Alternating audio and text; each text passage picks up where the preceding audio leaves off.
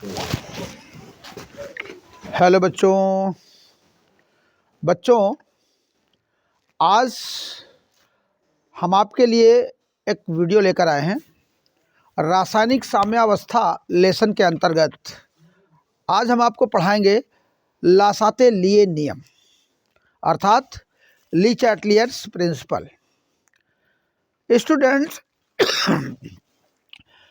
ली Chatelier ने सन 1884 ईस्वी में क्या बताया?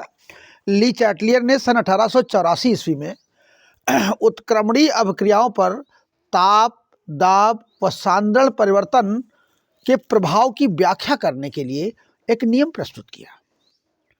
लासाते लिए ने अर्थात ली चैटलियर ने सन 1884 ईस्वी में उत्क्रमणीय अभिक्रियाओं पर ताप, दाब और सांद्रण परिवर्तन के प्रभाव की व्याख्या करने के लिए एक सिद्धांत प्रस्तुत किया, जिसे ली चैटलियर्स प्रिंसिपल या लासाते लिए नियम कहते हैं। इन्होंने क्या बताया? इन्होंने बताया कि या इस नियम के अनुसार, इस नियम के अनुसार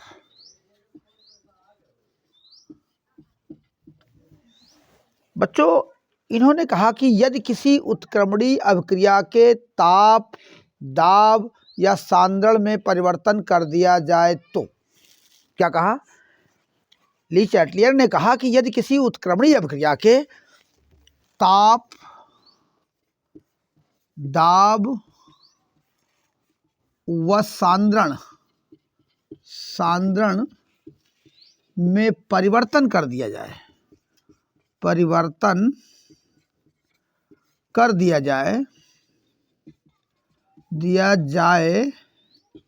तो साम्य उस दिशा में विस्थापित होगा जिधर उसके परिवर्तन का प्रभाव समाप्त हो जाए। क्या बताया? कि साम्य उस दिशा में विस्थापित होगा जिधर उसके परिवर्तन का प्रभाव निरस्त हो जाए, कैंसिल आउट हो जाए, समाप्त हो जाए। समझ गए बात को? ये जो इक्विलिब्रियम है, ये उस डायरेक्शन में शिफ्ट होगा जिस तरफ उसके चेंजमेंट का, जो उसका परिवर्तन किया गया है, वो इफेक्ट कैंसिल्ड आउट हो जाए। आई बात समझ में? इन्होंने कहा कि यदि किसी रिवर्सिबल रिएक्शन का जो इक्विलिब्रियम स्टेज है,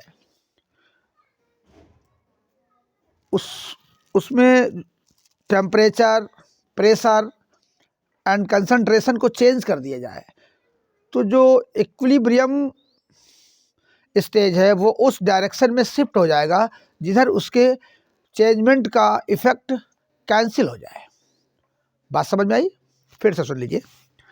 इन्होंने कहा या इस नियम के अनुसार यदि किसी उत्क्रमणीय प्रक्रम के ताप, दाब और सांद्रण में परिवर्तन कर दिया जाए तो साम्य उस डायरेक्शन में शिफ्ट होगा, उस दिशा में शिफ्ट हो जाएगा जिस दिशा में उसके परिवर्तन का प्रभाव समाप्त हो जाए। और यह सिद्धांत 3 बिंदुओं पर निर्भर है या निम्न तथ्यों पर आधारित है। निम्न तथ्यों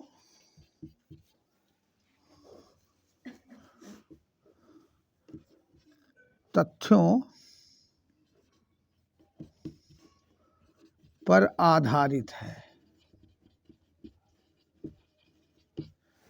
पहला पॉइंट क्या है?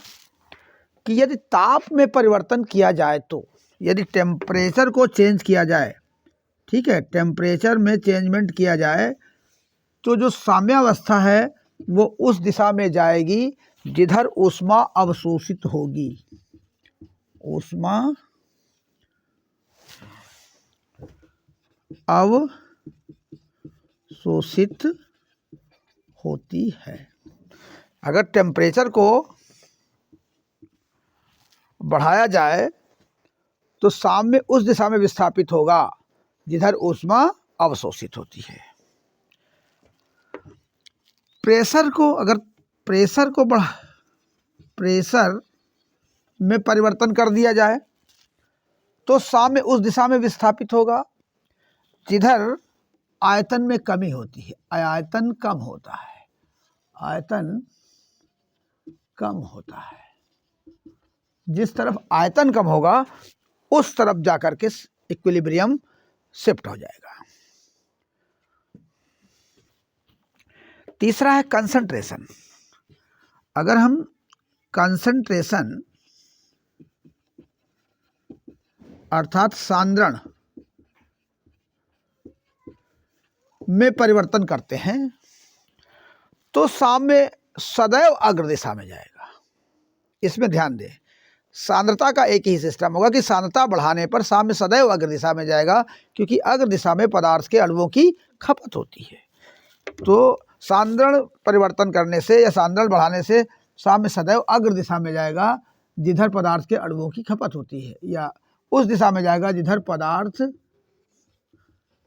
के अणुओं की खपत होती है। कुछ बात समझ में आई? इस बात को थोड़ा फिर से सुन लीजिए, समझ लीजिए, क्योंकि लासाते लिए ने जो बताया कि यदि किसी उत्क्रमणीय प्रक्रम के ताप, दाब और सांद्रण में परिवर्तन कर दिया जाए तो साम्य सदैव उस दिशा में विस्थापित होगा जिधर उसके परिवर्तन का प्रभाव निरस्त हो जाए। इसे ली चैटलियर प्रिंसिपल कहते हैं, और यह प्रिंसिपल निम्नलिखित 3 तथ्यों पर आधारित है। कौन से तथ्य पर? यदि टेम्परेचर को बढ़ाया जाएगा तो साम्य उस दिशा में विस्थापित होगा जिधर ऊष्मा अवशोषित होती है, और यदि प्रेशर को बढ़ाया जाए, दाब को बढ़ाया जाए तो साम्य उस दिशा में विस्थापित होगा जिधर आयतन कम होता है। यदि सांद्रण में परिवर्तन किया जाता है, सांद्रण को बढ़ाया जाता है, तो साम्य उस दिशा में विस्थापित होगा जिधर पदार्थ के अणुओं में की खपत होती है, तो बात को समझ में आ गई? फिर से सुन ले एक बार कि लासाते लिए अर्थात ली चैटलियर ने सन 1884 ईस्वी में उत्क्रमणीय अभिक्रियाओं पर ताप, दाब व सांद्रण परिवर्तन प्रभाव की व्याख्या करने के लिए एक सिद्धांत प्रस्तुत किया जिसे लासाते लिए नियम कहते हैं। इस नियम के अनुसार यदि किसी उत्क्रमणीय प्रोसेस या उत्क्रमणीय अभिक्रिया के ताप, दाब व सांद्रण में परिवर्तन कर दिया जाए तो साम्य उस दिशा में विस्थापित होगा जिधर उसके परिवर्तन का प्रभाव समाप्त हो जाए। ठीक है? और यह सिद्धांत निम्नलिखित तथ्यों पर आधारित है। यदि ताप को बढ़ाते हैं तो साम्य उस दिशा में जाएगा जिधर ऊष्मा अवशोषित होगी।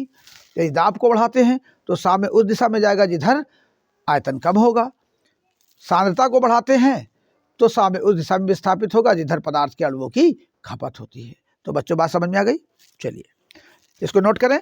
फिर मैं आपको आगे बता रहा हूं कि इस नियम को अप्लाई कर रहा हूं किसी उत्क्रमणीय प्रोसेस में, तब आपको बात समझ में आएगी। नोट करें इसे, स्क्रीनशॉट ले लीजिए इसका।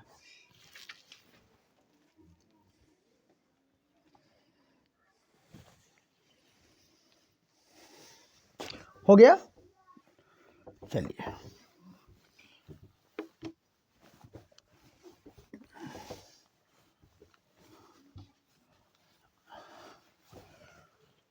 देखिए बेटा, ये हम एक एग्जांपल लेते हैं जिसमें ली चैटलियर्स के प्रिंसिपल को अप्लाई करेंगे। तो एग्जांपल देखेंगे।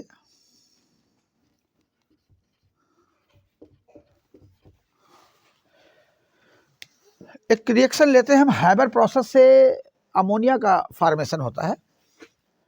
N2+3H2 रिवर्सिबल प्रोसेस है और बनाता है 2NH3+22.4 किलो कैलोरी। एनर्जी भी रिलीज होती है। यहाँ पर आयरन कैटालिस्ट होता है और मॉलिब्डेनम मॉडरेटर होता है, वर्धक होता है। तो बच्चों, इस अब क्वेश्चन आपके समक्ष आ सकता है कि इस अभिक्रिया के लिए ताप, दाब व सांद्रण परिवर्तन के प्रभाव की व्याख्या कीजिए। बहुत ध्यान से सुनिएगा कि हम इस क्वेश्चन, यदि आपके समक्ष ये क्वेश्चन आता है कि इस अभिक्रिया के लिए ताप, दाब व सांद्रण परिवर्तन के प्रभाव की व्याख्या कीजिए। प्रभाव की व्याख्या कीजिए। ऐसा क्वेश्चन अब आपके सामने आ सकता है। तो चलिए देखिए, ध्यान से देखिएगा हम कैसे इसमें हम ताप परिवर्तन के प्रभाव को किस तरह से लिखेंगे और दाब परिवर्तन के प्रभाव को किससे लिखेंगे। सबसे पहले इसके आंसर में हम लिखते हैं ताप परिवर्तन का प्रभाव। ताप परिवर्तन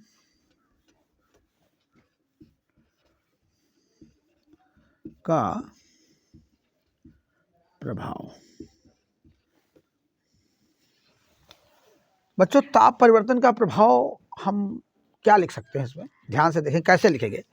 तो ताप परिवर्तन के प्रभाव को हमें लिखने के लिए ये देखना होगा कि ये जो प्रोसेस है, जो अभिक्रिया है, ये ऊष्माक्षेपी है या ऊष्माशोषी है। तो यहाँ पर देखिए, यहाँ पर N2 और 3H2 नाइट्रोजन का एक मालिक्यूल और हाइड्रोजन के 3 मालिक्यूल परस्पर संयोग करके अमोनिया के 2 मालिक्यूल बनाते हैं और साथ में 22.4 किलो कैलोरी एनर्जी भी रिलीज होती है। अर्थात यह एक एक्सोथर्मिक रिएक्शन है, यह एक ऊष्माक्षेपी अभिक्रिया है। कहने का तात्पर्य है कि इस अभिक्रिया में प्रोडक्ट अमोनिया के साथ साथ 22.4 किलो कैलोरी एनर्जी भी रिलीज हो रही है, ऊर्जा उत्सर्जित हो रही है। ठीक है, क्योंकि इस अभिक्रिया के संपन्न होने पर ऊर्जा स्वयं निकल रही है, ऊष्माक्षेपी अभिक्रिया है, इसलिए ताप बढ़ाने की क्या आवश्यकता है। अगर ताप बढ़ाओगे तो सामने अपोजिट डायरेक्शन में चला जाएगा, अर्थात अमोनिया का उत्पादन कम होगा। तो अधिक टेम्परेचर की कोई आवश्यकता नहीं है। यही कहने का आशय है कि इस अभिक्रिया में लिखा जाएगा, चूंकि यह एक ऊष्माक्षेपी अभिक्रिया है, लिखा जाएगा कि चूंकि ऐसे लिखिए, अच्छा, चूंकि यह एक एक्सोथर्मिक रिएक्शन है। मतलब क्या है इसका, ऊष्माक्षेपी अभिक्रिया है। कैसी अभिक्रिया है बच्चों, ये ऊष्माक्षेपी अभिक्रिया है, अतः ताप बढ़ाने पर साम्य विपरीत दिशा में चला जाएगा। ठीक है, ऊष्माक्षेपी है, ऊष्मा स्वयं निकल रही है, तो अगर इस अभिक्रिया में टेम्परेचर को इंक्रीज करेंगे, ताप को बढ़ाएंगे, तो साम्यावस्था जो होगी, जो इक्विलिब्रियम स्टेज है, वो अपोजिट डायरेक्शन में जाएगा और अमोनिया का फॉर्मेशन कम हो जाएगा। तो लिखा जाएगा, चूंकि यह एक ऊष्माक्षेपी अभिक्रिया है, अतः ताप बढ़ाने पर साम्य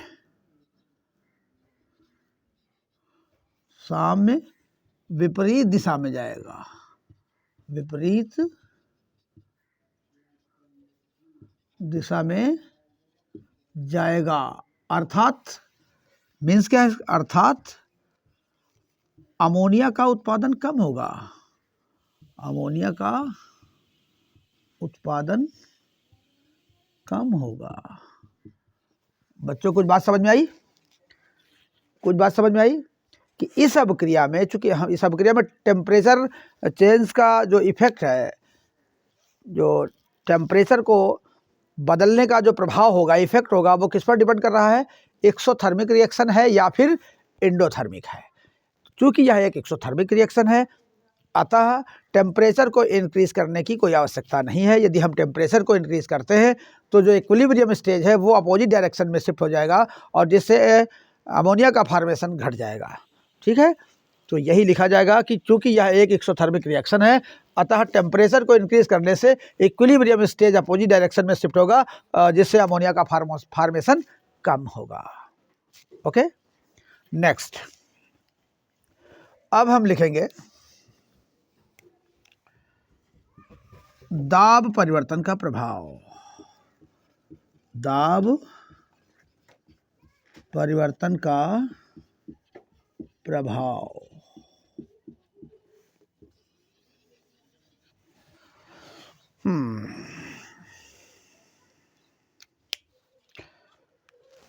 तो effect of change in pressure. ठीक है, प्रेशर में चेंजमेंट करने से क्या इफेक्ट होगा। तो ध्यान से सुनेंगे, इसको हम कहाँ से निकालेंगे। हम ये देखते हैं कि लेफ्ट साइड में वॉल्यूम ज़्यादा है, आयतन ज़्यादा है कि राइट साइड में। तो देखिए इस साइड में यहाँ नाइट्रोजन का 1 मॉलिक्यूल और हाइड्रोजन के 3 मॉलिक्यूल, टोटल कितने मॉलिक्यूल हो गए 4, या कितने मॉलिक्यूल हो गए, टोटल मॉलिक्यूल है यहाँ 4, और जबकि यहाँ पर कितने मॉलिक्यूल बन रहे हैं 2। इसका मतलब है कि आयतन इस तरफ कम है, number of moles, number of molecules देख रहे हैं। तो यहाँ अमोनिया के 2 मोल बन रहे हैं और जबकि टोटल 4 मोल यूज हो रहे हैं इधर रिएक्टेंट के, तो अमोनिया का आयतन कम है। अगर हम अभी हमने पढ़ा था लासाते लिए नियम में, ली चैटलियर प्रिंसिपल में, कि यदि हम प्रेशर को बढ़ाते हैं तो साम्यावस्था किधर शिफ्ट होगी, किधर जाएगी, जिधर आयतन कम होगा। तो ध्यान दें, हम लिखेंगे चूंकि अग्र दिशा में, चूंकि अग्र दिशा में, या इस तरह कह लीजिए चूंकि बनने वाली अमोनिया का आयतन अभिकारकों के आयतन से कम है।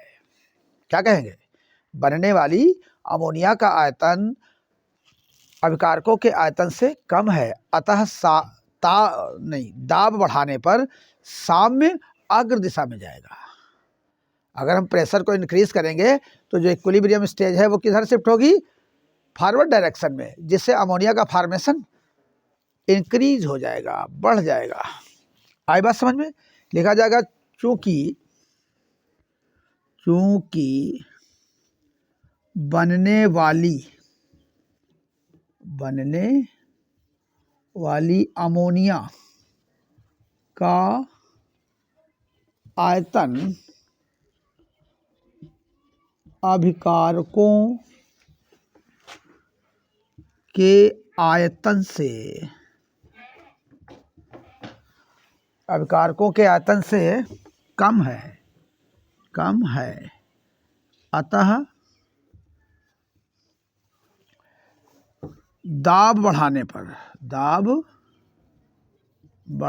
पर साम्य अग्र दिशा में जाएगा, अग्र दिशा में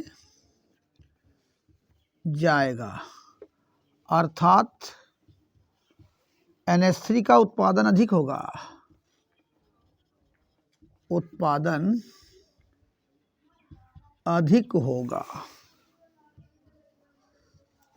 ओके बच्चों, कुछ बात समझ में आई कि प्रेशर के परिवर्तन को हम किस तरह से लिखेंगे, कहाँ से पहचानेंगे कि प्रेशर अगर इस अभिक्रिया में दाब को बढ़ाया जाए या घटाया जाए, दाब अधिक रखने पर अभिक्रिया फॉरवर्ड डायरेक्शन में जाएगी कि कम रखने पर।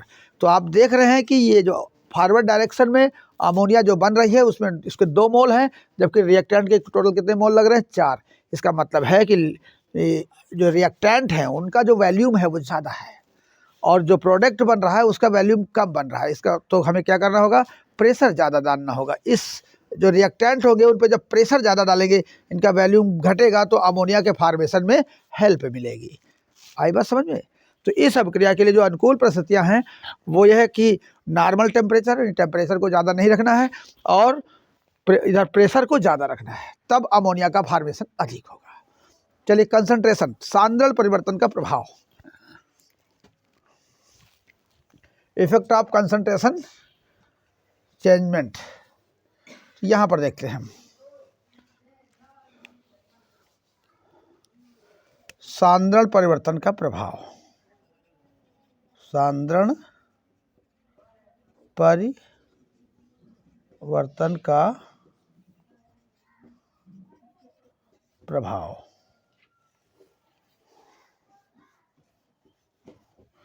सांद्रण परिवर्तन का प्रभाव, तो बच्चों सांद्रता बढ़ाने पर मैंने ली चैटलियर प्रिंसिपल में जो थर्ड पॉइंट था, थर्ड फैक्टर था कि सांद्रता बढ़ाने पर साम्य उस दिशा में विस्थापित होगा जिधर पदार्थ के अणुओं की खपत होती है। तो नाइट्रोजन और हाइड्रोजन की खपत किस रूप में हो रही है, अमोनिया बनने के रूप में हो रही है। अमोनिया का बनना, इनका घटना, अमोनिया बनती जाएगी तो ये घटते जाएंगे। इसका मतलब है खपत अग्र दिशा में हो रही है। तो अगर सांद्रता को हम बढ़ाएंगे तो साम्य सदैव अग्र दिशा में जाएगा। ठीक है, क्या लिखेंगे, लिखा जाएगा सांद्रता बढ़ाने पर,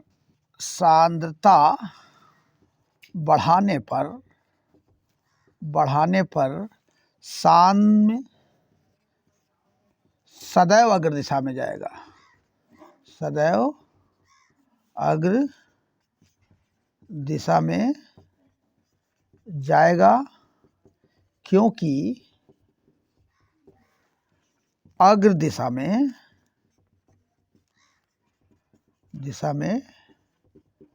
पदार्थ के अणुओं की खपत होती है।